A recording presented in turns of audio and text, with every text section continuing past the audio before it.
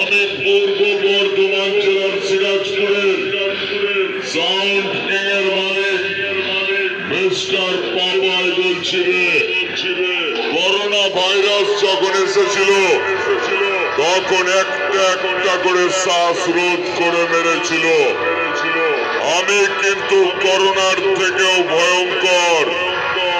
আমি যে এলাকায় ঢুকি সেই এলাকার মাইক গুলোকে কুকুরের মতো ছুটিয়ে হাঁপানি রোগীর মতো মারি।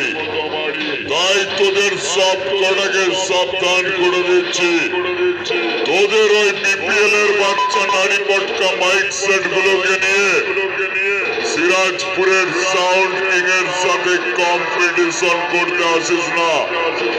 সব কটা কালি ফটকার মতো একেবারে ফুটে যাবি।